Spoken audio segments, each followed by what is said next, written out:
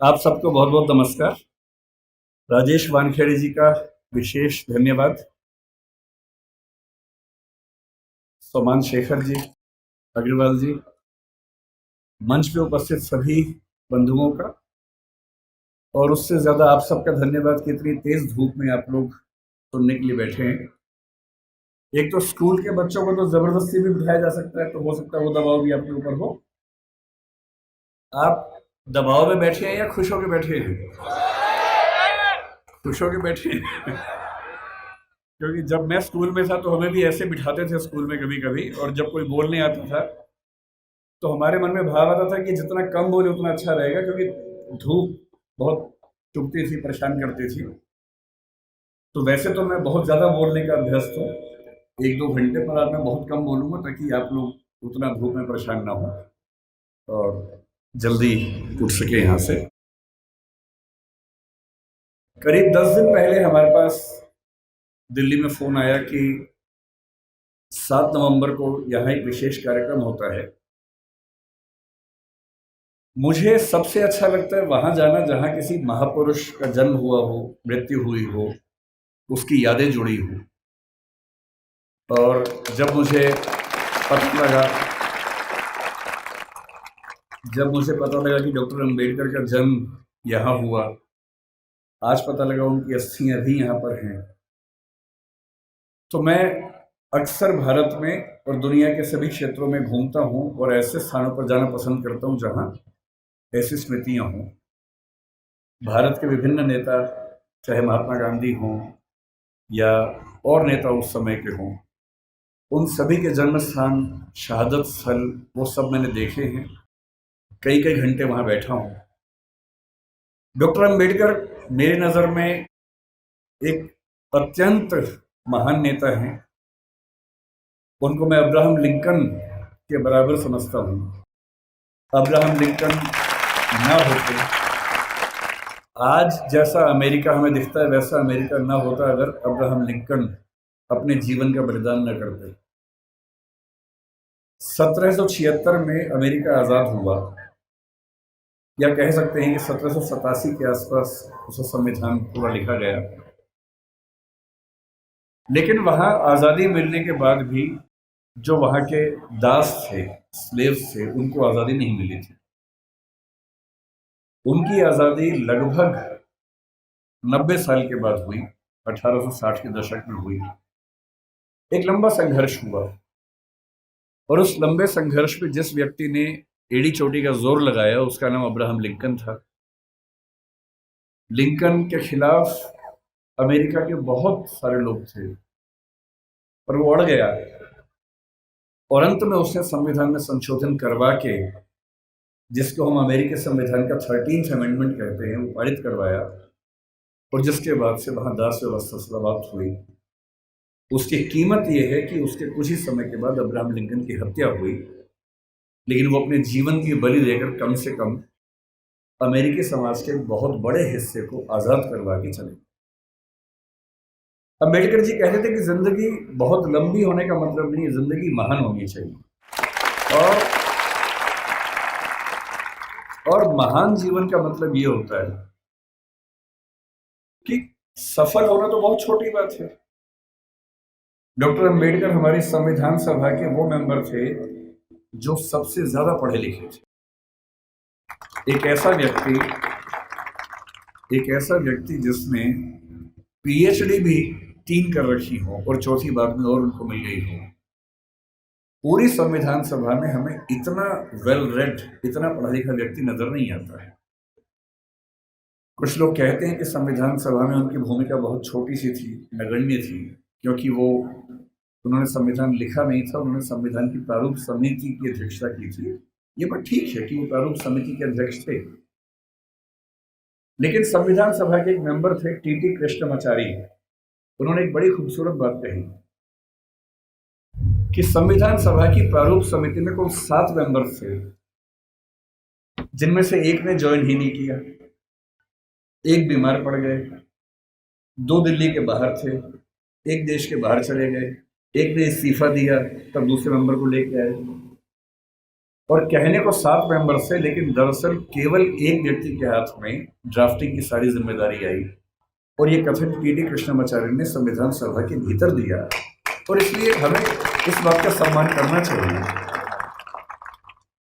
लेकिन आप में से अधिकांश बच्चे जिस सामाजिक परिवेश से हैं, मैं संयोग से समाज के उस परिवेश से हूं जिसमें सामाजिक विषमताओं को झेला नहीं। मेरा जन्म एक ऐसे परिवार में हुआ जो निम्न जाति का नहीं है, तो मैं सवर्ण समाज से हूँ। संयोग की बात है, तुक्के की बात है। किसी का तुक्का कुछ लगता है, किसी का कुछ लगता है, तो मैं तुक्के से उस समाज से हूँ जहाँ जातीय भेदभाव झेलना नहीं पड़ता है। मैं बहुत गरीब भी नहीं रहा, मेरे माता पिता अध्यापक थे तो वेतन भी ठीक ही था उनका, और इसलिए मैं देखता हूँ कि हमारे समाज में सामान्यतः एक राय ऐसी बन गई है कि डॉक्टर अंबेडकर केवल दलित समाज के नेता हैं, उन्होंने केवल उनके लिए कुछ महान काम किए। और मेरा मानना है कि इस गलत फहमी से हमारे समाज को बचना चाहिए। डॉक्टर अंबेडकर हमारे देश के आज तक के सबसे महान नेताओं में से एक हैं और उनकी महानता को हमें स्वीकार करना चाहिए। धूप बहुत ज़्यादा है, आपकी उम्र भी बहुत कम है, इसलिए मैं गहरी बातों में नहीं जाऊंगा। डॉक्टर अंबेडकर को लेकर कुछ बहुत गहरे विवाद, गहरे संवाद हो सकते हैं। उनका गांधी जी से क्या रिश्ता था, आज़ादी के आंदोलन से उनका क्या रिश्ता था, मार्क्सवाद से क्या रिश्ता था, बौद्ध धर्म से उनका क्या रिश्ता था, ये सब ऐसे प्रश्न हैं जिन पर हम कई घंटे गहरी बात कर सकते हैं। लेकिन क्योंकि आप अभी स्कूल वाले बच्चे हैं ज़्यादातर, आपके लिए इन विवादों में अभी उलझना ठीक नहीं है। आपके लिए जो ज़्यादा महत्वपूर्ण है, मैं उस बात पे आता हूँ। मैंने पिछले 1 साल में जो यात्राएं की, उसमें एक यात्रा कोलंबिया विश्वविद्यालय न्यूयॉर्क की, और वहाँ जाते ही मैंने अपने दोस्तों से पूछा कि भाई यहाँ डॉक्टर अंबेडकर पढ़ते थे, कोई ऐसा मेमोरियल उनका है क्या? तो वो मुझे एक लाइब्रेरी में, जो बेसमेंट में अच्छी लाइब्रेरी, उनकी काफ़ी अच्छी लाइब्रेरी है, वहाँ लेके गए। और लाइब्रेरी में एक दरवाज़ा जहाँ अंदर रीडिंग रूम है, उसके बाहर एक बहुत सुंदर प्रतिमा उनकी लगी हुई है और साथ में काफ़ी उनके बारे में लिखा हुआ है। और मुझे बहुत अच्छा लगा कि कोलंबिया विश्वविद्यालय आज भी ये मानता है कि डॉक्टर अंबेडकर उनके आज तक के सबसे शानदार विद्यार्थियों में से एक थे। फिर उसी के कुछ दिन बाद मैं लंदन में था, तो लंदन स्कूल ऑफ इकोनॉमिक्स वहाँ से पास ही था, करीब 2-3 किलोमीटर दूर था। संडे का दिन था, तो मैं घूमते घूमते वहाँ चला गया। बंद था वो, तो मैंने वहाँ उनके जो स्टाफ के मेंबर थे उनसे रिक्वेस्ट की कि क्या मैं अंदर केवल घूम सकता हूँ थोड़ा सा? तो बोले हाँ घूम लीजिए। और जब मैं घूमने गया तो मैंने देखा कि बिल्डिंग में अंदर घुसने से पहले ही बाहर उन्होंने एक ही प्रतिमा लगाई है, और वो डॉक्टर अंबेडकर की ही प्रतिमा है। तो मुझे ऐसा लगता है कि जिस भारतीय सपूत की ख्याति दुनिया में इतनी ज़्यादा है, अमेरिका में, लंदन में जहाँ वो पढ़े, वहाँ के इंस्टीट्यूशन से मानते हैं कि हमारे महानतम विद्यार्थियों में से एक वो थे। तो ऐसा क्यों है कि हमारे समाज में उनको लेकर ऐसी गलतफहमियां बहुत ज़्यादा है? आज मुझे बुलाया गया है ये कह के कि बच्चों को प्रेरणा देनी है, पर दरअसल मेरे लिए तो खुद ये प्रेरणा का समय है कि मैं एक ऐसी जगह हूँ जहाँ डॉक्टर साहब पैदा हुए, उनकी मृत्यु हुई। मैं बहुत संक्षेप में आपको ये बताना चाह रहा हूँ, क्योंकि आप में से बहुत सारे बच्चे जिस समाज में पैदा हुए होंगे, आपकी परिस्थितियां कुछ कुछ वैसी होंगी जैसे अंबेडकर जी की थी। हालांकि वैसी नहीं होंगी, और क्यों नहीं होंगी? क्योंकि अंबेडकर जी हो गए आपसे पहले, इसलिए आपकी स्थितियां वैसी नहीं। अगर वो ना होते तो स्थितियां वैसी होती। तो मैं आपको थोड़ा सा बताना चाह रहा हूं कि आप किस भारत की ऐतिहासिक सामाजिक परंपरा में स्थित हैं और आपकी जिम्मेदारी क्या बनती है। मैं ये भी समझाना चाह रहा हूं कि जो सदस्य आप में से या समाज के जो सुनेंगे इस वक्तव्य को, जो समाज के उस तबके से नहीं भी हैं, जो समाज के संपन्न वर्ग से हैं, उनको भी समझने की जरूरत है। जो हम थोड़ा सा समझेंगे क्या है वो। हमें किसी व्यक्ति की महानता समझने के लिए पहले ये देखना चाहिए कि उसकी प्रेरणा बिंदु क्या थी। आपको मैं प्रेरित करूं, इससे बेहतर है कि मैं आपको वही बताऊं डॉक्टर अंबेडकर के बारे में जिससे मुझे प्रेरणा मिलती है। शायद आपको भी किसी से प्रेरणा मिल जाए। और मैं ये स्पष्ट कर दूं, मैं किसी विचारधारा, किसी मान्यता, किसी वाद का अंध समर्थक नहीं हूं। मैं ना गांधीवादी हूं, ना मार्क्सवादी हूं, ना अम्बेडकरवादी हूं। मैं सभी महान व्यक्तियों को पढ़ता हूं, डूब के पढ़ता हूं। अम्बेडकर जी जितना पढ़ते थे उतना नहीं पढ़ पाता हूं, लेकिन तब भी काफी पढ़ता हूं। उनके बारे में तो एक ऐसी बात मैंने सुनी है, आप बार बार ताली मत बजाइए, उससे रिदम टूटेगी। ताली एक ही बार बजा दीजिएगा बाद में, है ना। अभी सुन लीजिए। मैं कल जब इंदौर आ रहा था, फ्लाइट में था, तो मैंने कुछ वीडियोस डाउनलोड किए हुए थे अम्बेडकर जी के बारे में, ये सोच के कुछ नया पढ़ने को मिले, कुछ नया सुनने को मिले, तो मुझे भी तो प्रेरणा मिले। तो एक जिक्र मैंने सुना। आप लोग धूप से परेशान तो नहीं हो रहे ज़्यादा? वैसे भी धूप मेरी तरफ ज़्यादा है, आपकी तरफ तो कम है, तो है ना। तो अगर मैं बोल सकता हूँ तो आप सुन भी सकते हैं, ऐसा क्या है। और आप बैठे हैं, मैं खड़ा हूँ, तो आपको तो ज़्यादा। तो मैंने कल एक बड़ा अच्छा जिक्र सुना। वो जिक्र एक विदेशी लेखक जिन्होंने किताब लिखी इनसाइड एशिया, ये 19 मतलब अम्बेडकर के समकालीन लेखक थे, जिनका नाम था जॉन गुंटर, बड़े प्रसिद्ध लेखक थे। उन्होंने लिखा कि मैं 1938 में एक बार डॉक्टर अम्बेडकर के घर गया और मैं दंग रह गया, उनकी लाइब्रेरी में किताबें गिनने लगा। तो उसके बाद पता लगा कि उनके पास उस समय 8,000 किताबें थी। ताली नहीं बजानी है, नहीं, सुनना है, केवल सुनना है। 8,000 किताबें थी। और जिस दिन डॉक्टर अम्बेडकर की 1956 में 6 दिसंबर को मृत्यु हुई, मैं जिस चीज से सबसे ज्यादा उनका प्रशंसक हूं, उस दिन उनके पास 35,000 किताबें थी। मैंने अरस्तु के बारे में सुना है, जो ग्रीक फिलॉसफी का सबसे महान चिंतक या सबसे महान चिंतकों में से एक हुआ। उसने अपने जीवन में 3,000 पुस्तकें लिखी। हालांकि वो अधिकांश पुस्तकें बहुत छोटी हैं, 2 पृष्ठ, 4 पृष्ठ, 5 पृष्ठ की हैं। मैं दंग रह जाता हूँ। मेरे पास डॉक्टर अम्बेडकर का पूरा साहित्य है, वो 21 किताबों में आता है। और जब मैं उसको उठा के 5-7 दिन पहले जब पता लगा यहाँ आना है, तो मुझे लगा मैं एक बार रेफरेंस के तौर पर फिर से देख लूँ। इतना मोटा बंडल है उन किताबों का जो डॉक्टर अम्बेडकर ने केवल अपने 65 साल के जीवन में लिखी है। उनको समय कम मिला। ये ईश्वर या नियति की क्रूरता है कि उनको समय कम मिला। अगर उनको 10-15 साल और मिल जाते तो निस्संदेह हमारा देश जैसा है उससे बहुत बेहतर होता। लेकिन नियति का मामला है। मैं देखता हूं कि हमारे समाज में बहुत लोग उनका विरोध करते हैं। उनको लगता है कि ये दलितों का नेता है, ये हिंदू धर्म के बहुत खिलाफ था, ये बहुत नाराज रहता था। लेकिन उन्होंने उन परिस्थितियों को, उस बैकग्राउंड को देखा नहीं जो आज मैं आपसे डिस्कस करूंगा। आपने सुना होगा जरूर, नहीं सुना तो आप सुन लीजिए और फिर तुलना कीजिए कि आज आप जहां हैं क्यों वहां हैं। अगर अंबेडकर साहब ना होते या ज्योतिबा फुले ना होते, उसके 500 साल पहले कबीरदास ना होते, उसके 2000 साल पहले बुद्ध ना होते, तो दरअसल हम वहां नहीं होते जहां आज हम बैठे हैं। क्या उन्होंने क्या झेला अम्बेडकर जी ने?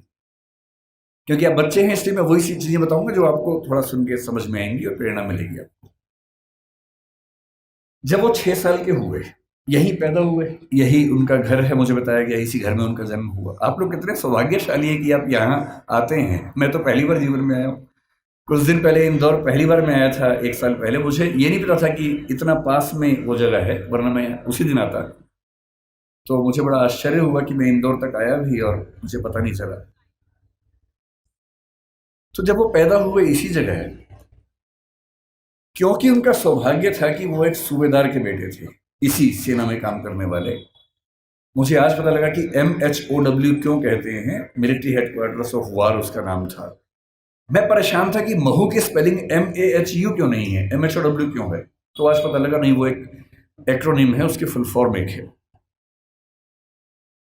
वो जिस समाज में थे उस समाज के बच्चे स्कूल में नहीं पढ़ते थे, उनको पढ़ने की अनुमति नहीं थी।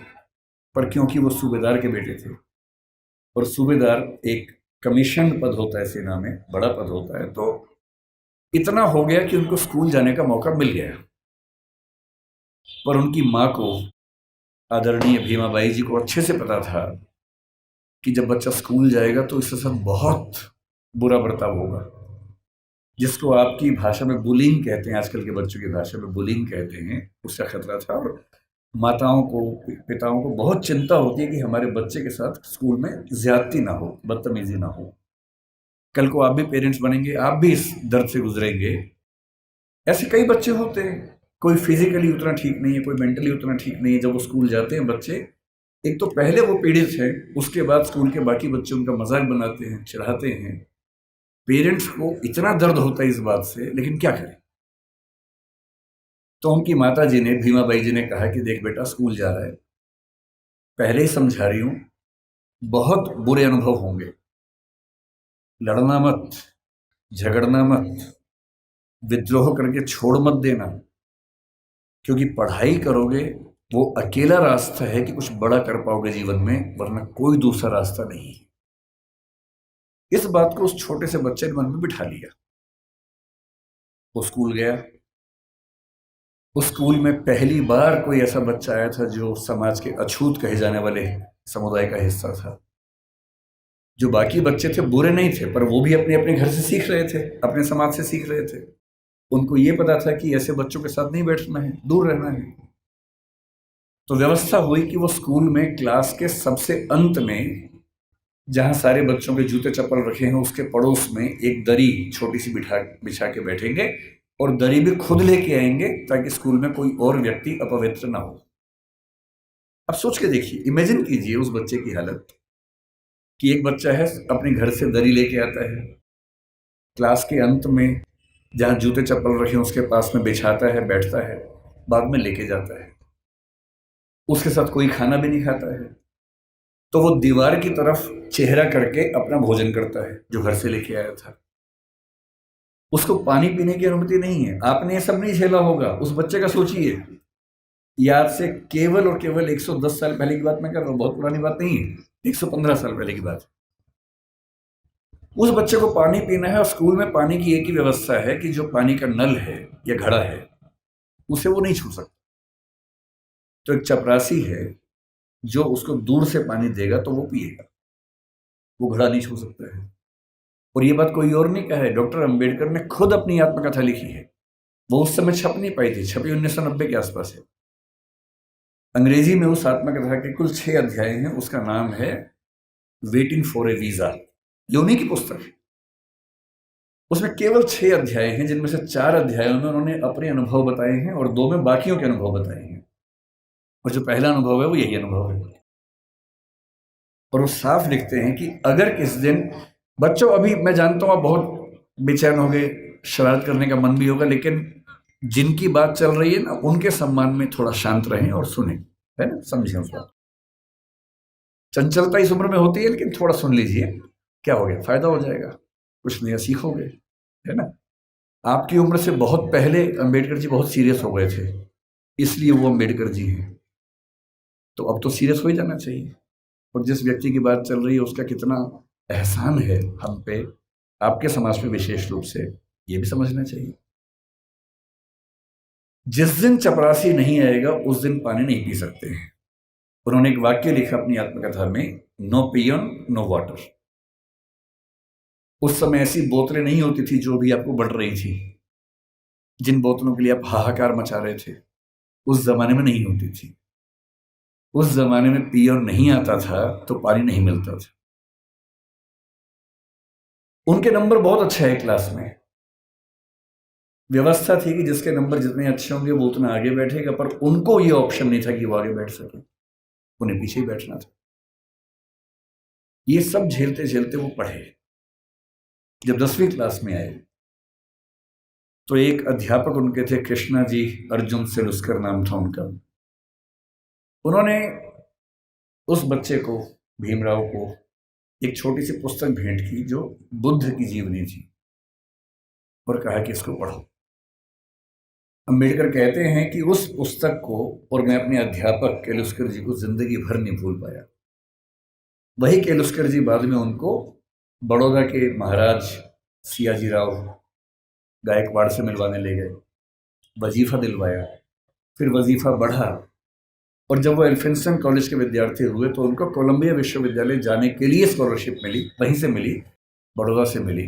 4 साल कोलंबिया में रहे और इतनी मेहनत करते थे कोलंबिया विश्वविद्यालय से एमए और पीएचडी करने के साथ साथ लंदन स्कूल ऑफ इकोनॉमिक्स से भी एमए और पीएचडी कर डाली। और उन्होंने कहा कि मैं भी बाकी विद्यार्थियों की तरह कुछ घंटे पढ़ के बाकी मौज मस्ती कर सकता था, पर मैंने रोज 21 घंटे पढ़ना चुना ताकि मैं वो सारी सीमाएं दूर कर सकूं जो मैंने अपने समाज में देखी हैं। 17 में वो भारत वापस आए। अब देखिए स्थिति क्या होती है।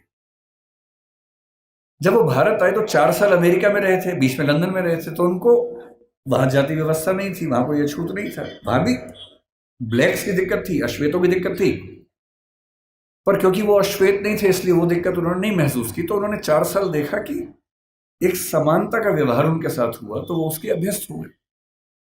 अब भारत आए। बड़ौदा महाराज के साथ जो सहमति थी वो ये कि जब वो पढ़ के आएंगे तो बड़ौदा सरकार में सिविल सेवक बनेंगे, दीवान बनेंगे। अब सोच के देखिए क्या हुआ उनके साथ। वो व्यक्ति बंबई से बड़ौदा आया, और जब बड़ौदा आया तो उसको लगा कोई तो लेने आएगा, क्योंकि वो महाराज के सिविल सर्वेंट थे। स्टेशन पर कोई लेने नहीं आया उनको, क्योंकि उनका समाज पिछड़ा हुआ था। तो कोई बात नहीं, उतरे, सोचा कि अब कहाँ रहूं। उनको अंदाजा था कि जो हिंदू समाज की धर्मशालाएं हैं, होटल से, वहां उनको अनुमति नहीं मिलेगी, क्योंकि वो अस्पृश्य माने जाते हैं। तो काफी ढूंढने के बाद उनको एक पारसी धर्मशाला मिली। ये सब बातें अंबेडकर जी ने अपनी जीवनी में लिखी है, आत्मकथा में, वहीं से बता रहा हूं आपको, उन्हीं की लेखनी है। क्योंकि पारसी धर्म में तो जाति व्यवस्था नहीं है, तो उनको लगा यहां शायद शांति मिलेगी। वो पारसी धर्मशाला में गए, वहां कमरा के लिया। एक ही कमरा था, बड़ा बहुत बुरी हालत में कमरा था, फर्नीचर से भरा हुआ गोदाम जैसा कमरा, उसी के कोने में रहने की व्यवस्था हुई। तो रहने लगे। कुछ देर के बाद उस धर्मशाला का जो केयर टेकर था वो गुस्से में आया और उसने कहा कि तुम पारसी नहीं हो। उन्होंने कहा नहीं, मैं तो पारसी नहीं हूं। तो बोले बताया क्यों नहीं? बोले आपने पूछा नहीं, मैं क्यों बताऊं। लेकिन उस धर्मशाला में कई महीनों से शायद कोई आया ही नहीं था, हालत खराब थी।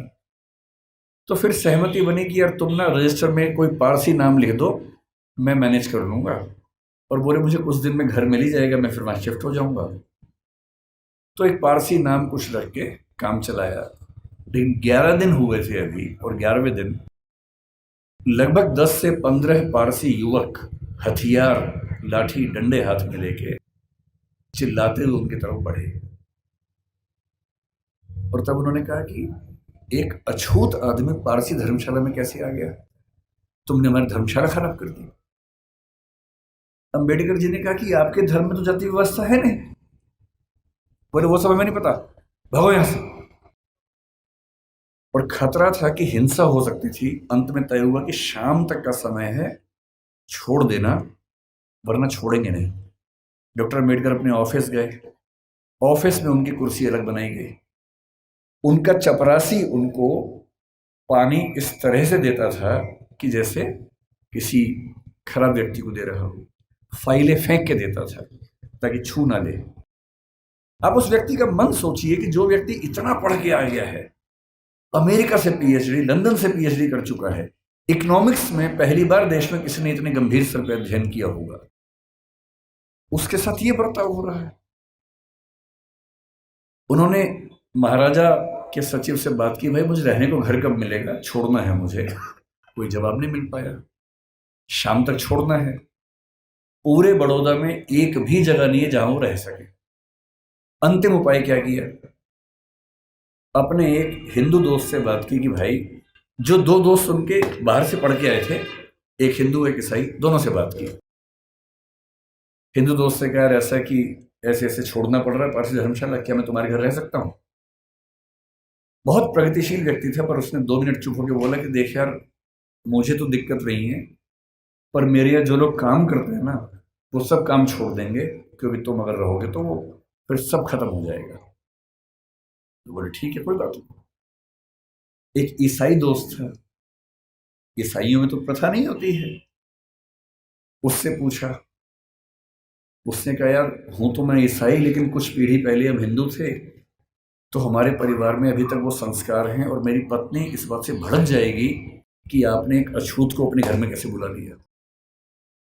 और तब डॉक्टर अंबेडकर लिखते हैं अपनी आत्मकथा में, जो हिंदू समाज के लिए अछूत है वो पारसी के लिए भी अछूत है, वो ईसाई के लिए भी अछूत है। और यही मुंबई में सिडनेहम कॉलेज में जब वो प्रोफेसर बन के गए, वहां भी ये बर्ताव हुआ कि उनको पानी पीने की व्यवस्था अलग थी। सिडनेहम कॉलेज, जो कि बहुत प्रतिष्ठित कॉलेज है मुंबई का, एक बार घड़ा छू लिया तो घड़े को तोड़ा गया पवित्र करने के लिए, और तब उनको फिर ये लगा कि ये अलग अलग धर्म जो दावा करते हैं कि हम समानता वाले धर्म हैं, उन सबका ऐसा बर्ताव क्यों है। फिर एक घटना लिखते हैं अंबेडकर जी अपनी आत्मकथा में। एक बार वो नासिक से औरंगाबाद जा रहे थे निजी यात्रा पे कुछ दोस्तों के साथ। उन्होंने जानबूझ के सबसे कहा किसी को बताना मत, मैं नहीं चाहता किसी को पता लगे, निजी यात्रा रखेंगे इसको। रास्ते में दौलताबाद का किला पड़ा। दौलताबाद का किला ऐतिहासिक स्थल है, उनकी इच्छा हुई कि देखते हैं उसको। तो 7-8 दोस्त खूब धूल मिट्टी झेलते हुए वहां पहुंचे। किसी को बताया नहीं था। जब पहुंचे तो वहां एक पानी का हौद था जहां पर लोग हाथ मुंह धो लेते हैं। इन सब ने वहां पर हाथ मुंह धो लिया। इतने में वहां कुछ मुस्लिम युवक गुस्से में आए हथियार लेके। उनको किसी ने बता दिया था कि ये लोग अछूत समुदाय से हैं और लड़ने लगे उनके साथ। अंबेडकर जी ने उनको समझाया, डांटा, कहा भाई तुम तो मुसलमान हो और तुम्हारा धर्म तो कहते कि हम सब बराबर हैं। वो बोले वो सब बेकार की बात है, तुमने हमारा ये अपवित्र कर दिया है। और हालत ये आ गई कि अंबेडकर जी को लगा कि अब हिंसा भी हो सकती है और ऐसा ना हो कि कुछ बड़ा नुकसान हो जाए। किसी तरह से वहां से जान बचा के, हालांकि बाद में उनको देखने की परमिशन मिली, किला देखा, वापस आए। और उस दिन उन्होंने लिखा भी डायरी में, जो हिंदू पारसी ईसाई के लिए अछूत है वो मुसलमान के लिए भी अछूत है। आप अनुभव सोचिए उस व्यक्ति के जिसको समाज के सब समुदाय गाली दे रहे हैं। इतना पढ़ने के बाद, जो बड़ौदा के राजा का सैन्य सचिव रह चुका है, जो व्यक्ति सिडनेहम कॉलेज में असिस्टेंट प्रोफेसर रह चुका है, और वो लगातार कोशिश कर रहे हैं कि इस समाज के भीतर हमें एक्सेप्टेंस मिल जाए, हमारे समाज को एक्सेप्टेंस मिल जाए। उनके मन में आता नहीं होगा कि अगर वो वापस चले जाते इंग्लैंड, 1 साल के लिए फिर से गए भी थे, अगर वो चाहते तो अमेरिका में, इंग्लैंड में, दुनिया भर के सबसे अच्छे इंस्टीट्यूट्स में, यूनिवर्सिटीज में प्रोफेसर बन के शानदार जिंदगी गुजार सकते थे। क्या कमी थी उनके जीवन में? पर उनको एक बात हमेशा लगती थी कि अगर मेरे समुदाय में संयोग से मैं पढ़ लिख गया हूं, उनके परिवार के 14 बच्चों में वो 14वें बच्चे थे, और उनके खानदान का, उनकी जाति का, समुदाय का पहला बच्चा था जिसने 4th क्लास पास की थी। उनको एक ही बात लगती थी कि मैं अपनी जिंदगी तो शानदार बना के गुजार सकता हूं, बड़ी बात नहीं है। पर नियति ने, इतिहास ने मुझे एक ऐसा मौका दिया है कि यदि मैं अपने निजी सुख दुख भूल जाऊं और रात दिन 24 घंटे अपने समाज के विकास में ताकत लगा दूं, तो हो सकता है कि मेरी वजह से हजारों, लाखों, करोड़ों उन व्यक्तियों को बेहतर जिंदगी मिले जिनकी जिंदगी मानवीय जिंदगी तो नहीं है, कई मामलों में पशुओं से भी बदतर जिंदगी है। और इसीलिए मैं कहता हूं कि जो बोधिसत्व शब्द है वो दरअसल वैसे ही व्यक्तियों के लिए बना हुआ है। बोधिसत्व क्या होता है? महात्मा बुद्ध के बारे में कहते हैं कि जब उनको मोक्ष मिल गया, बुद्ध मानते थे कि जीते जी भी मोक्ष मिल सकता है। कहते हैं कि उनको मोक्ष मिल गया। अब जब उनको मोक्ष मिल गया तो वो मुक्ति में जाके आनंद में रह सकते थे। पर उन्होंने कहा कि नहीं, इस समाज में, इस दुनिया में इतने लोग दुखी हैं, इतने लोग परेशान हैं। उनके अंदर बहुत करुणा थी। उनको लगता था कि जब तक दुनिया में एक भी व्यक्ति दुखी है, परेशान है, तब तक मैं अकेला मोक्ष लेकर क्या करूंगा। उन्होंने अपने मोक्ष को स्थगित कर दिया और कहा कि मैं लगातार प्रयास करूंगा कि मेरे साथ साथ सभी को मुक्ति मिले। और तब से बुद्धिज्म में कंसेप्ट आया कि जो व्यक्ति अपनी मुक्ति के लिए अर्ह है, एलिजिबल है, उसके बाद भी मुक्त नहीं होना चाहता, क्योंकि वो चाहता है कि मैं सबको मुक्त करके मुक्त होऊंगा, उसको बोधिसत्व कहते हैं। और इस समाज में यदि कोई सच्चा बोधिसत्व हुआ है तो वो डॉक्टर अंबेडकर हैं। इस बात को हमें ईमानदारी से मानना चाहिए। इतने बुरे अनुभवों से गुजरने के बाद इस व्यक्ति को गुस्सा क्यों नहीं आएगा? इस व्यक्ति के अंदर नफरत पैदा क्यों नहीं होती? ऐसा ही हुआ था 1848 में ज्योतिराव फूले के साथ। फूले अंग्रेजी माध्यम से पढ़े हुए व्यक्ति थे और जब पढ़ाई खत्म हुई उनकी 1847 में, 1848 में उनके एक मित्र ने, जो कि उच्च जाति का था, कहा कि मेरी शादी है तो मेरी शादी में आना। इनको भी लगा ठीक है चलता हूं, उसी शादी में चले गए। उस शादी में वो गए और दूल्हे के माता पिता ने जैसे ही देखा कि एक अवर्ण व्यक्ति विवाह में आ गया है, इतना खराब से उनको लताड़ा, इतना अपमान किया। और ज्योतिराव फूले कहते हैं कि वही मेरा टर्निंग पॉइंट था। मुझे इस अपमान और इस जिल्लत से सिर्फ खुद को नहीं, अपने समाज के हर व्यक्ति को बाहर निकालना था। और इसलिए 1848 में उन्होंने पहली बार लड़कियों का स्कूल खोला, अपनी पत्नी को पढ़ाया, देश के इतिहास में पहली बार लड़कियों की पढ़ाई लिखाई की व्यवस्था की। आज ये जो बच्चियां बैठी हैं, अगर फूले न होते तो आज आप घर के अंदर चौका कर रही होती, चूल्हा चौका कर रही होती, यहाँ ना बैठी होती। इसलिए जिन व्यक्तियों की वजह से हम अच्छा जीवन जी रहे हैं, उनके प्रति कृतज्ञ होना हमारा धर्म है, हमारी जिम्मेदारी बनती है। इतनी खराब परिस्थितियों के बाद जो व्यक्ति इतना आगे बढ़ा, उसने देश के लिए क्या क्या किया, हल्का सा अंदाजा ये भी आपको। जो लोग कहते हैं कि उन्होंने केवल दलित समाज पर कल्याण किया, वो बहुत छोटी बात कहते हैं। वो तो किया ही। उन्होंने महाड़ सत्याग्रह किया, उन्होंने पानी के लेकर खूब सत्याग्रह किया, मंदिर प्रवेश को लेकर सत्याग्रह किया। जब उनको लग गया कि सबसे बात नहीं बनेगी, वो नाराज भी हुए। 1927 में उन्होंने मनुस्मृति दहन किया। 1935 में येवला में घोषणा की कि मैं पैदा हुआ हूँ हिंदू धर्म में, लेकिन मैं मरूंगा नहीं हिंदू धर्म में। महात्मा गांधी ने उनसे निवेदन किया कि ऐसा ना करें। उसके बाद 21 साल तक वेट किया ताकि समाज अगर बदल सके तो मुझे इतना बड़ा स्टेप न लेना पड़े। और 1956 में जब उनको लग गया कि मेरी मृत्यु नज़दीक है और मैं अपने समुदाय को संशय में, दुविधा में न छोड़ के जाऊं, तो अपनी मृत्यु से केवल 1.5 महीना पहले 14 अक्टूबर के दिन उन्होंने बौद्ध धर्म को अपना लिया। ये तो एक पक्ष है उनके जीवन का, जो दलित समाज या अछूत समुदाय को मुख्य धारा में लाने के लिए उन्होंने किया। उनके जीवन का उससे बड़ा पक्ष जो मेरी नज़र में है, वो महिलाओं के बारे में। आपको अंदाजा नहीं होगा शायद, जब भारत का संविधान बना, उन्होंने बहुत जिद की, और ये बात 1935-36 से ही शुरू हो गई थी, आज़ादी के बाद तक चलती रही, कि महिलाओं को बराबरी मिलनी चाहिए। और महिलाओं को बराबरी देने के लिए यूनिफॉर्म सिविल कोड का आना बहुत ज़रूरी था, जिसको आजकल हम बोलते हैं समान नागरिक संहिता। ये यूनिफॉर्म सिविल कोड आज सरकार कह रही है कि हम लेके आएंगे। ये जिद जिस व्यक्ति की थी, वो डॉक्टर अंबेडकर थे। उनको पता था कि जब तक सामाजिक कानून सभी धर्मों में पुरुष और महिला के लिए बराबर नहीं होंगे, तब तक महिलाएं आगे नहीं बढ़ सकती हैं। और उन्होंने कहा था, मैं किसी समाज की प्रगति का अनुमान इस बात से करता हूं कि वहां महिलाओं की हालत कैसी है। अगर महिलाएं पढ़ी लिखी नहीं है, वो घर के अंदर बंद है, तो समाज कैसे प्रगति करेगा? वो नेहरू जी से लड़ गए। जिस सरकार में वो कानून मंत्री थे, 1946 से 51 के बीच का जो दौर था, उन्होंने नेहरू जी से, जो प्रधानमंत्री थे, खूब झगड़ा किया कि यूनिफॉर्म सिविल कोड आप लेके आइए। उस समय नेहरू जी का मानना यह था कि 1951 के पहले आम चुनाव होने के बाद, जनता से विश्वास लेने के बाद मैं लेके आऊंगा। और अंबेडकर साहब ने नाराज होकर इस मुद्दे पर देश के कानून मंत्री के पद से इस्तीफा दिया और एक भाषण दिया जिसमें कहा कि नेहरू जी ने अपने वायदे को निभाया नहीं है और महिलाओं की बराबरी के लिए जो प्रयास करना चाहिए वो प्रयास कर नहीं रहे।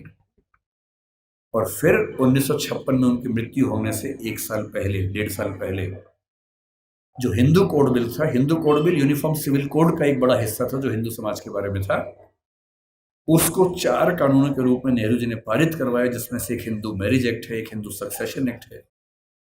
और यदि आज हिंदू समाज की महिलाओं को वो सारे अधिकार मिल पाए हैं जो हिंदू पुरुषों को मिलते हैं, तो उसके पीछे जिम्मेदार सबसे बड़ा यदि कोई व्यक्ति है तो वो डॉक्टर अंबेडकर है। इसलिए भारत की महिलाओं को, आप जिस भी धर्म को मानते हो, मुस्लिम समाज पर यूनिफॉर्म सिविल कोड उस समय लागू नहीं करवा पाए वो, अब शायद वो भी होगा। और किसी भी समाज हो, हिंदू समाज हो, मुस्लिम समाज हो, कोई भी समाज, यदि उस समाज की महिलाओं के साथ बराबरी नहीं है तो राज्य की जिम्मेदारी बनती है कि वो कानून बनाकर बराबरी लाए। और ये विचार मुख्य रूप से अंबेडकर जी का ही था, जिसकी वजह से आज हम यहाँ खड़े हैं। तीसरी बात, लोग कहते हैं कि आज़ादी के संघर्ष में उन्होंने इतना साथ नहीं दिया। ठीक बात है, उनकी अपनी प्राथमिकताएं थी। 1942 से 46 तक जब स्वाधीनता संग्राम एकदम चरम स्तर पर था, वो वायसराय की काउंसिल में श्रम मंत्री थे या श्रम विभाग के प्रमुख थे। आज हम कहते हैं कि भारत में जो श्रम सुधार है, श्रम सुधार का मतलब किसी भी व्यक्ति को नौकरी पे रखेंगे तो कम से कम इतना वेतन देना ही होगा। न्यूनतम वेतन बोलते हैं, मिनिमम वेजेस बोलते हैं। प्रोविडेंट फंड बोलते हैं कि जब कोई व्यक्ति रिटायर हो तो उसको कितना पैसा मिलता है एक साथ। यदि कोई व्यक्ति 8 घंटे से ज़्यादा काम करता है उसको अतिरिक्त वेतन मिलना चाहिए, ओवर टाइम की पेमेंट मिलनी चाहिए। ये सारे श्रम सुधार जिस व्यक्ति ने किए हैं भारत में, वो डॉक्टर अंबेडकर हैं। इसलिए वो जिम्मेदारी केवल दलित समाज की नहीं है, देश की सारी महिलाओं की भी है, देश के सारे मजदूरों और नौकरी करने वालों की भी है। इन सब के प्रति, सब ठीक है ना, इन सब के प्रति डॉक्टर अंबेडकर की भूमिका ऐसी है कि हम उसको भूल नहीं सकते। अंतिम बात, आपकी स्थिति को देखते हुए जल्दी खत्म करते, उनसे हमें क्या सीखना चाहिए, क्या सीखें उनसे? उनसे हमें मुख्य रूप से 3-4 बातें सीखनी है। उन्होंने कहा कि मैंने जो कुछ सीखा है 3 व्यक्तियों से सीखा है। बुद्ध से सीखा, कबीर से सीखा और ज्योतिराव फुले से सीखा। सच बात है कि उन्होंने अपनी माँ भीमा बाई से भी बहुत कुछ सीखा, क्योंकि माँ ने ही सिखाया था कि भूल के भी झगड़ा मत करना, पढ़ना। और उनकी जिंदगी में एक टर्निंग पॉइंट ये भी था कि जब उनकी माँ की मृत्यु हो रही थी तो कोई वैद्य उनके घर तक नहीं आए, क्योंकि वो अछूत महिला थी, तो वैद्य उनके घर में कैसे आ सकता था। और तब उनको लगा कि मेरी माँ जिस रोग से मरी वो तो चलो एक दैहिक रोग था, पर ये समाज जिस मानसिक रोग से ग्रस्त है उसका इलाज जरूरी है। और जीवन भर उन्होंने वो किया। अंबेडकर जी से आपको और हमें क्या सीखना चाहिए? मैं तो अपने हिस्से का सीखता हूं, आपको भी क्या सीखना चाहिए? देखिए, जो समाज का वंचित समुदाय है, जिसपे हम में से अधिकांश लोग आते हैं, आपको समानता की स्थिति में आना है। अंबेडकर जी एक बड़ा सुंदर संविधान देश का लिख के गए हैं। उस संविधान में एक हिस्सा मूल अधिकारों का है। बहुत इंटरेस्टिंग बात है कि हमारे संविधान के मूल अधिकारों में सबसे पहला अधिकार समानता का है, न कि स्वतंत्रता का है, क्योंकि समानता जरूरी है। और अनुच्छेद 14 है, 15 है, 16 है, 17 है, 18 है, ये 5 अनुच्छेद पूरी तरह से समानता को स्थापित करने का प्रयास करते हैं। और आर्टिकल 17 में साफ साफ लिखते हैं, अस्पृश्यता का अंत किया जाता है और किसी भी रूप में इसका आचरण निषिद्ध होगा और दंडनीय होगा। अपने मरने से 1 साल पहले दबाव डाल के 1955 में उन्होंने अस्पृश्यता अपराध अधिनियम भी पारित करवा लिया, जिसके तहत अनटचेबिलिटी या अस्पृश्यता को या छुआछूत को अपराध घोषित किया गया। उनसे हमें क्या सीखना चाहिए? आपको क्या सीखना चाहिए?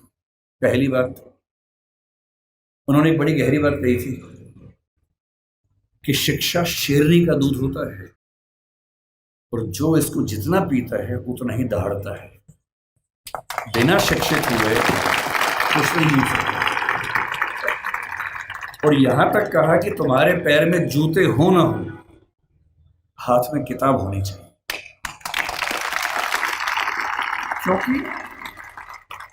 क्योंकि एक जीवन में अगर आप चाहते हैं कई जीवन के बराबर जिंदगी जी के आगे बढ़ना, उसका एक ही रास्ता है, किताबें, पढ़ाई। इसके उदाहरण खुद डॉक्टर अंबेडकर हैं। आपके समाज के पास ना उतना पैसा है, ना उतनी जमीन है, ना उतनी संपत्ति है, ना उतना रसूख है, ना उतनी पॉलिटिकल ताकत है। जिन समुदायों, जिन परिवारों के पास ये सब नहीं होता, उनके पास आगे बढ़ना एक ही रास्ता बचता है, वो है शिक्षा, तालीम। और सोशल मीडिया ने एक अच्छा काम ये किया है कि अच्छी अच्छी पढ़ाई, अच्छे अच्छे अध्यापक अब आपके मोबाइल फोन की मदद से आप सबके घर के अंदर पहुंच चुके हैं। अब तो हमारे पास ये भी कहने को नहीं है कि अच्छे टीचर्स नहीं मिलते हैं। जो टीचर दिल्ली को मिलते हैं, जो जेएनयू को मिलते हैं, जो मुंबई को मिलते हैं, देश के अच्छे अच्छे संस्थान को मिलते हैं, हार्वर्ड को मिलते हैं, वो सारे के सारे ऑनलाइन, और उनमें से बहुत सारी क्लासेस उनके निःशुल्क यूट्यूब पे, सोशल मीडिया पे उपलब्ध है। अगर आपके अंदर पढ़ने की जिद हो तो आज पढ़ना पहले की तुलना में बहुत आसान हो चुका है। असली बात है कि आपके अंदर वो जिद है या नहीं। दूसरी बात, मैं आईएएस के लिए पढ़ाता हूँ। दृष्टि नाम की संस्था हमारी है और हमारे बहुत सारे बच्चे आईएएस बनते हैं, जिनमें से बहुत अच्छा अनुपात उन बच्चों का है जो एससी एसटी कैटेगरी से, ओबीसी कैटेगरी से होते हैं। मैंने एक चीज देखी है, आपसे विशेष रूप से निवेदन कर रहा हूं। बहुत सारे ऐसे बच्चे होते हैं जो समाज के पिछड़े समुदाय से आते हैं और उनको इस बात की बड़ी शर्मिंदगी होती है कि मैं पिछड़े समुदाय से हूं। उनको आरक्षण मिलता है, वो आईएएस बनते हैं, आईपीएस बनते हैं, और आईएएस आईपीएस बनने के बाद कोशिश करते हैं कि उनकी वो पहचान खत्म हो जाए कि वो पिछड़े समुदाय से हैं, और वो किसी उच्च समुदाय के व्यक्ति से शादी ब्याह करके अपने आप को वहां एक्सेप्ट करवा ले किसी तरह से। ऐसी उधेड़-बुन में लग जाते हैं। मैं आपसे एक बात का निवेदन करना चाह रहा हूं, जिस समाज से आप हैं उस समाज को लेकर शर्मिंदा कभी नहीं होना है, एकदम नहीं होना। आप सिविल सेवक बनेंगे, नेता बनेंगे, पुलिस वाले बनेंगे, जज बनेंगे, जो भी बनेंगे, आपकी मुख्य जिम्मेदारी संविधान के प्रति है, अपने दायित्वों के प्रति है, एकदम ठीक बात है, उसमें कोई कोताही करने भी नहीं चाहिए। पर ध्यान रखना है, आरक्षण के पीछे का मूल तर्क क्या है। आप सोच के देखिए कि इस देश में कुल नौकरियां अगर मैं मान लूं केंद्र में तो 1 लाख के आसपास, जिनमें एससी समाज की 15,000 के आसपास होंगी। एससी समाज की कुल आबादी अगर हम देखें, इस समय 16% से ऊपर आबादी है। अगर 150 करोड़ दिमाग में रखने या 140 करोड़ रखें तो 23 करोड़ के आसपास आबादी दलित समाज की या एससी समाज की भारत में। 23 करोड़ में से अगर 15,000 लोग नौकरी पा लेंगे, क्या इससे दलित समाज की आर्थिक स्थिति बेहतर हो जाएगी? नहीं होगी, वो तो 15,000 की होगी। तो आरक्षण क्यों दिया जाता है? आरक्षण का उद्देश्य ये नहीं है कि लोग अमीर हो जाए, वो तो 15,000 होंगे। आरक्षण का उद्देश्य ये है कि जब पूरे एक गांव में एक दलित बच्चा या एसटी बच्चा या ओबीसी बच्चा आईएएस बनता है या जज बनता है, उस गांव के हर व्यक्ति को कॉन्फिडेंस आ जाता है कि दिक्कत आएगी तो मेरा छोटा भाई मेरे साथ खड़ा हुआ है, और आपको वो छोटा भाई छोटी बहन बनना है। जिस दिन आप सफल हो जीवन में, आपके समाज ने बहुत आहुति दी है आपकी सफलता में, और आप जिंदगी भर भी उनकी मदद करेंगे तो अपना उधार चुका नहीं पाएंगे। कोई ऐसा काम नहीं करना जो गैर कानूनी हो, जो असंवैधानिक हो, ऐसा नहीं करना है। अपनी नौकरी की हदों में रहना है, अपने नियमों का पालन करना है। लेकिन जैसे आप आईएएस बनेंगे, आपके परिवार में कोई संकट में होगा, आप उसकी हेल्प करेंगे ही करेंगे। ठीक वैसे आपके समाज में कोई संकट में है, पुलिस यदि उसके साथ बदतमीजी कर रही है, गैर कानूनी कृत्य कर रही है, तो उस पुलिस को आप फोन करेंगे तो उसके साथ कुछ गलत नहीं होगा, ये आप पक्का कर सकते हैं। अंबेडकर साहब से सीखना चाहिए कि मैं जिस पृष्ठभूमि से हूं उस पर शर्माना नहीं है। अगर वो पीछे की स्थिति है तो उससे लड़ना है, और अपने साथ साथ अपने पूरे समाज को मुख्य धारा में लाने के लिए एड़ी चोटी का जोर लगाना है, ये सीखना है। तो पहली बात सीखनी है पढ़ाई, दूसरी बात सीखनी है अपने समाज का साथ देना। पीछे कोई भी हट सकता है। जाति को लेकर कबीरदास ने बड़ी गहरी बात कही थी कि व्यक्ति की पहचान उसकी योग्यता से होनी चाहिए, मेहनत से होनी चाहिए। जाति में क्या रखा हुआ है? उन्होंने कहा, जाति ना पूछो साधु की, पूछ लीजिए ज्ञान। ज्ञान पूछो, मोल करो तलवार का, पड़ी रहन दो म्यान। म्यान में क्या रखा है? तलवार की कीमत है। और यदि हम कहते हैं कि पिछड़े समाज के लोग पढ़ने में पीछे हैं, तो ऐसा क्या था कि एक बच्चे को मौका मिला और वो पूरी संविधान सभा में सबसे ज्यादा पढ़ा लिखा व्यक्ति बन गया? इसका मतलब है कि अवसर मिले, जुनून हो तो व्यक्ति कुछ भी कर सकता है। और मेरे पास जो मेरे प्रेरणा स्रोत हैं बहुत सारे हैं, उनमें से एक डॉक्टर अंबेडकर हैं। जब जब मैं इस रूप में प्रेरित होना चाहता हूं कि किन व्यक्तियों ने अपनी जिंदगी की आहुति देकर एक पूरे समाज, एक पूरे राष्ट्र की जिंदगी बदली, मुझे अब्राहम लिंकन, मेरी गूंज, रोज़ा पार्क्स, डॉक्टर अंबेडकर, ऐसे कुछ नाम याद आते हैं। और मेरा मन कहता है कि मैं अपने समाज के बच्चों से, केवल आपसे नहीं, मैं अपने घर के बच्चों से भी यही कहता हूँ कि ज़िंदगी जियो तो वैसी जियो कि आपके जाने के बाद लाखों करोड़ों व्यक्तियों का जीवन बेहतर बने। और ये मजाक नहीं है। डॉक्टर अंबेडकर ने हमेशा कहा कि भाई नायक पूजा मत करना। जब लोग उनका जन्मदिन मनाते थे वो बुरा मानते थे कि यार तुम बिना बात के मुझे भगवान बना रहे हो, ऐसा मत करो। नाराज होते थे कि ये तुम मुझे भगवान बना दोगे तो तुम अपनी जिम्मेदारी भूल जाओगे, सोचोगे ये भगवान था, इसी का काम था, मेरा काम नहीं है, ऐसा मत करना। उन्होंने खूब मना किया। समाज की अपनी मजबूरी है कि यदि कोई व्यक्ति इतना महान काम करके जाए तो उसको सम्मान न दे तो क्या करे।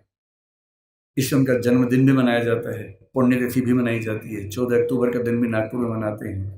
आज 7 नवंबर, आज का दिन बड़ा पवित्र है। आज वो जीवन में पहली बार स्कूल में गए थे, उसी स्कूल में जहाँ दरी हाथ में लेके जाना होता था। ये उसी स्कूल की बात है। और मुझे खुशी है कि ये जो संगठन है यहाँ इस दिन को मना रहा है। और मैं एक अंतिम एग्जाम्पल देके बात समाप्त करता हूँ। 1954 का एग्जाम्पल है। अमेरिका में जो स्थिति हमारी यहाँ दलित समाज की है, वो स्थिति अमेरिका में अश्वेतों की रही लंबे समय तक। हुआ क्या कि जब अमेरिका आजाद हुआ तो अमेरिका के संविधान में समानता की बात लिखी गई। जब समानता की बात लिखी गई तो दास लोगों ने विरोध किया कि अगर समानता है तो हम दास कैसे हैं। 90 साल लगे दास प्रथा को समाप्त करवाने में। अब्राहम लिंकन ने खत्म किया, अपना जीवन दे दिया। तो 1866 में दास प्रथा खत्म हो गई, लेकिन अभी भी अश्वेतों को अधिकार नहीं मिले। महिलाओं को वोटिंग राइट्स नहीं मिले अभी तक। अब महिलाओं और अश्वेतों के आंदोलन शुरू हुए कि हमें बराबरी चाहिए। और उसमें एक घटना, बड़ी रोचक घटना है, सुनिए क्या हुआ। 1950 के आसपास अश्वेतों का आंदोलन बड़ा प्रखर हो गया। उस समय डॉक्टर अंबेडकर अपने जीवन के आखिरी दौर में थे, उन्होंने भी उस आंदोलन को देखा समझा। उसमें 2 घटनाएं घटी। एक महिला थी रोजा पार्क्स। अमेरिका का नक्शा देखा हो तो उसमें एक राज्य है अलाबामा। अलाबामा में एक शहर है मोंटगोमरी, वहां का प्रसंग है। अस्पृश्यता कुछ मात्रा में अमेरिका में भी थी और देशों में भी थी। कैसे थी देखिए।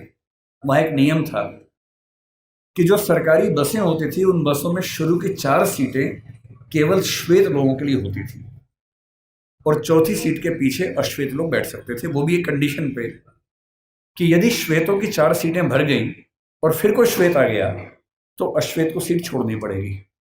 ये कंडीशन थी। तो लोग करते थे, बैठते थे, 4 सीट छोड़ते थे। कोई श्वेत आ गया, उठते थे, छोड़नी पड़ती थी। उनको खराब लगता था। ये वही पानी है जो उनको नहीं मिलता था, है ना। इसके लड़ना नहीं है, प्यार से लेना है, झगड़ा नहीं करना है। एक दिन उनके जैसा जी के देखो कि पानी नहीं मिला, एक दिन जी के देखो ताकि समझ में आए कि उनका जीवन कैसा था। खैर, एक महिला थी जिसका नाम था रोजा पार्क्स। करीब 40 साल की, बहुत ही सभ्य महिला थी, अश्वेत महिला थी। कई बार उठ चुकी थी बस से, बस में बैठती थी, उठा दिया जाता था। एक दिन उसको बहुत गुस्सा आ गया। तो बस में बैठी थी 5वीं सीट पे, पहली 4 पे श्वेत लोग बैठे, कुछ लोग और आ गए। ड्राइवर जिसका नाम विलियम ब्लेक था वो उठा और उसने कहा कि आप उठिए। 3-4 लोग थे अश्वेत, सब उठ गए। उसका उठने का मन नहीं हुआ। ड्राइवर ने फिर कहा कि उठना होगा। उसने कहा ऐसा है कि मैं तो नहीं उठूंगी, जो करना कर लो। बस आगे नहीं बढ़ी। पुलिस आई। उस महिला का नाम रोजा पार्क्स था, कभी सर्च कीजिएगा नेट पे पता लगेगा। उसे गिरफ्तार किया गया, जेल में डाला गया। पूरे अमेरिका के उस राज्य के अश्वेत, यहां तक कि मार्टिन लूथर किंग जूनियर जो उस समय काफी प्रसिद्ध नेता थे, वो भी इस आंदोलन में शामिल हो गए। सभी अश्वेत व्यक्तियों से निवेदन किया गया कि सरकारी बस में बैठना ही नहीं है। वो सरकारी बस का एक प्राइवेट बस कंपनी को ठेका मिला हुआ था, वो चला रही थी। अश्वेत समुदाय ने बड़ी गजब की एकता दिखाई। 20-20, 30-30 किलोमीटर दूर उनके घर थे, टैक्सी से आए। अश्वेत टैक्सी वालों ने बस के बराबर किराए में टैक्सियां चलाई, लेकिन बस में नहीं बैठे। 1 दिन, 2 दिन, 3 दिन, होते होते 381 दिन आंदोलन चला। 381 दिन, 1 साल से ज्यादा कोई बस में नहीं बैठा। और अंत में अमेरिका के सुप्रीम कोर्ट को इस कानून को खारिज करना पड़ा जिसमें अश्वेत बैठ नहीं सकते थे, और वहां उस आंदोलन की समाप्ति हुई। डॉक्टर अंबेडकर हमारे समाज के रोजा पार्क्स बने, अब्राहम लिंकन बने। और अगर आपको लगता हो कि आपका जीवन खराब है, एक और घटना से अंतिम बात करके समझ लें। अमेरिका में जब समानता आई तो स्कूल शुरू हुए, अश्वेत बच्चे बोले हम भी स्कूल जाएंगे। कुछ कुछ अंबेडकर जी की याद आपको आएगी इस घटना से। अब अश्वेत बच्चे स्कूल जाएंगे, ये तो वहां के संविधान में लिखा हुआ था। तो वहां की सरकारों ने क्या रास्ता निकाला, कुछ स्कूल श्वेतों के लिए, कुछ अश्वेतों के लिए बना दिए। मामला सुप्रीम कोर्ट में गया कि भाई ये क्या समानता है, हम भी उसी स्कूल में पढ़ेंगे। तो सुप्रीम कोर्ट ने फैसला दिया कि नहीं, समानता का मतलब सिर्फ इतना है कि आपको स्कूल मिलेगा, अच्छी गुणवत्ता का मिलेगा, लेकिन अगर अलग अलग स्कूल है तो इसमें कोई दिक्कत नहीं है। तो ये व्यवस्था ठीक है कि अश्वेतों का स्कूल अलग, श्वेतों का स्कूल अलग। अब ये बड़ी दिक्कत थी अश्वेतों को। आंदोलन चलता रहा चलता रहा चलता रहा। 1954 में जब आंदोलन चल रहा था ये वाला, सुप्रीम कोर्ट अमेरिका का, उसको भी लगा कि अब समय बदल रहा है, और अमेरिकी सुप्रीम कोर्ट ने एक नया फैसला दिया, ब्राउन का मामला कहते हैं, और उसमें उसने घोषणा की कि समानता का जो 14th अमेंडमेंट की समानता उनके यहाँ है, उसके तहत समानता का सही मतलब ये है कि जिस स्कूल में श्वेत बच्चे पढ़ेंगे उसी स्कूल में, उसी क्लास में अश्वेत बच्चे भी पढ़ेंगे। ये 1954 में हुआ। अंबेडकर साहब 56 में गए, उनके सामने की बात है, 2 साल आखिरी थे उनके पास। अब जब ये हुआ तो अमेरिका में हंगामा हो गया। श्वेत समुदायों ने इतना हंगामा किया, अपने शहर तक बदल लिए ताकि एक ऐसे जगह जाके रहें जहां केवल श्वेत लोग रहते हैं, उनके स्कूल में केवल श्वेत लोग पढ़ें। अब अश्वेत बच्चे स्कूल में कैसे जाएंगे? तो हुआ कि जो बस जाती है स्कूल की श्वेत बच्चों की, उसमें अश्वेत बच्चे भी जाएंगे। और मैंने वो कहानियां पढ़ी हैं विस्तार में। जब पहली बार अश्वेत बच्चे श्वेत बच्चों के साथ स्कूल में गए, उस बस को घेर कर पुलिस की कम से कम 10 गाड़ियां आगे पीछे चल रही थी, क्योंकि किसी भी तरफ से हमला हो सकता था, गोलियां चल सकती थी, बच्चों की हत्या हो सकती थी। और बहुत भारी संख्या में पुलिस बस के साथ साथ स्कूल के अंदर, स्कूल के बाहर खड़ी होती थी। और अमेरिकी समाज को लगभग 70-80 साल लगे हैं।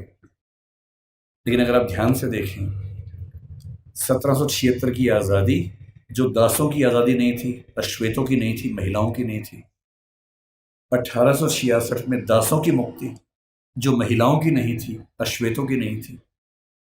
1950-55 के आसपास महिलाओं और अश्वेतों की मुक्ति। ठीक उस समय मार्टिन लूथर किंग जूनियर को 35 साल की उम्र में नोबेल पुरस्कार मिलना, और उसके लगभग 50-55 साल बाद बराक ओबामा का अमेरिका का राष्ट्रपति बनना। इतिहास ऐसे बदलता है। इतिहास में हर व्यक्ति को अपने हिस्से की भूमिका निभानी होती है। अंबेडकर जी ने अपने हिस्से की भूमिका निभा दी है, आपकी बाकी है। ठान लीजिए, इतना पढ़ना है। उस आदमी को सोचिए, वो उसने अपने जीवन में पहला रिसर्च एंथ्रोपोलॉजी में किया। अंबेडकर जी ने एंथ्रोपोलॉजी के विद्वान, इकोनॉमिक्स में पीएचडी की, और वो व्यक्ति पॉलिटिकल साइंस और संविधान का एक्सपर्ट बना बाद में। जिस विषय में बात करेंगे उस विषय का एक्सपर्ट बना। अगर वो ऐसा कर सकते हैं तो आप क्यों नहीं कमर कर सकते? और मैं अंत में ये बात कहकर समाप्त करूंगा, ठान लीजिए उन्हीं की बात, पैरों में जूते हो ना हो। तुम लोग ध्यान से समझो, पानी की बोतल मिले ना मिले, हाथ में किताब होनी चाहिए। और किताब सूरज से, धूप बचाने के लिए नहीं होती है। आप बचा लो, कोई बात नहीं, टेंशन मत। किताब इसलिए नहीं चाहिए कि धूप से बचना है, किताब इसलिए चाहिए कि धूप जैसा तेज अपने अंदर पैदा हो। और एक बहुत प्रसिद्ध विचारक हुए सफदर हाशमी, उन्होंने मजदूर समाज के लिए एक बात कही थी जो मैं आपको कह रहा हूं। उन्होंने एक गीत लिखा कि शिक्षा से ही बदलाव हो पाएगा। वो कहते हैं, पढ़ना लिखना सीखो ओ मेहनत करने वालों, पढ़ना लिखना सीखो ओ मेहनत करने वालों, पढ़ना लिखना सीखो ओ भूख से मरने वालों, क ख ग घ को पहचानो, अलिफ को पढ़ना सीखो, अ आ ई को हथियार बनाकर लड़ना सीखो। जो लड़ाई आप लड़ रहे हैं उस लड़ाई में ना बंदूक चाहिए, ना तोप चाहिए, ना लाठी चाहिए, ना भाला चाहिए, डंडा नहीं चाहिए, किताब चाहिए, अक्षर चाहिए। और पढ़ना क्या है? हर चीज़ पढ़नी है।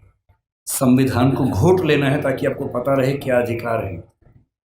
कानून को ठीक से पढ़ना है, CRPC IPC को ठीक से पढ़ना है ताकि कोई आपके खिलाफ ज्यादती न कर सके।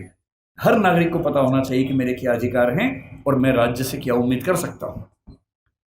साहित्य भी पढ़ना है और वो साहित्य देखना है जो साहित्य आम आदमी के पक्ष में है, वो साहित्य नहीं जो भव्य इमारतों के बारे में है।